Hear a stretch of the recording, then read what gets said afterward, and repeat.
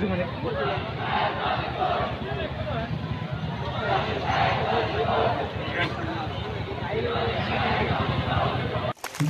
অসম বাচিব দেশ, জাগিছে অসম বাচিব দেশ, জাগিছে অসম বাচিব ঘাইপথলৈ আৰু ৰাষ্ট্ৰীয় ঘাইপথ অৱৰোধ কৰি ৰাষ্ট্ৰীয় ঘাইপথত টায়াৰ জ্বলাই প্ৰতিবাদ সাব্যস্ত কৰিছে। নাগৰিকত্ব সংশোধনী বিধেয়কৰ বিৰুদ্ধে এনেধৰণৰ পুৱাৰে পৰা উত্তাল প্ৰতিবাদ অব্যাহত আছে, যাৰ ফলত তেনেধৰণৰ একেই ধৰণৰ ঘটনা পুনৰ বিপুলত এনেধৰণে ওলাই আহিছে। ৰাজপথলৈ হাজাৰ হাজাৰ লোক স্বতঃস্ফূৰ্তভাৱে ওলাই আহিছে আৰু এনেধৰণে নাগৰিকত্ব সংশোধনী বিধেয়কৰ বিৰুদ্ধে তেওঁলোকে প্ৰতিবাদ সাব্যস্ত কৰিছে। ইয়াত সকলো ধৰণৰ ৰাইজ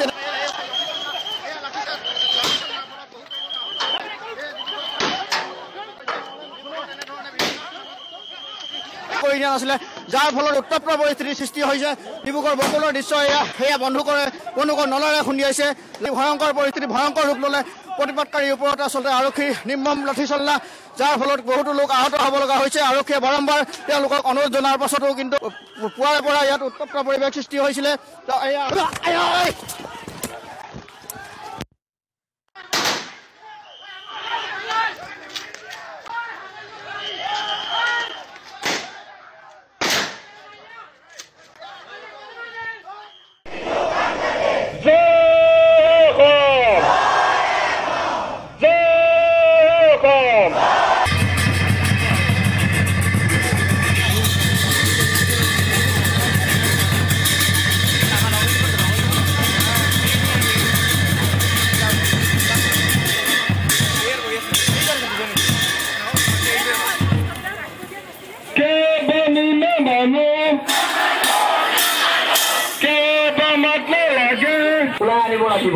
আৰু এই হেমন্ত বিশ্ব শৰ্মাক যোৱাকালি আমি সংবাদ মাধ্যমত স্পষ্ট ভাষাৰে কৰিছো, সিদ্ধান্ত বাতিল নকৰে।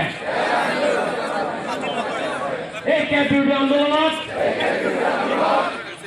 আমি অব্যাহত ৰাখিম আৰু দেশৰ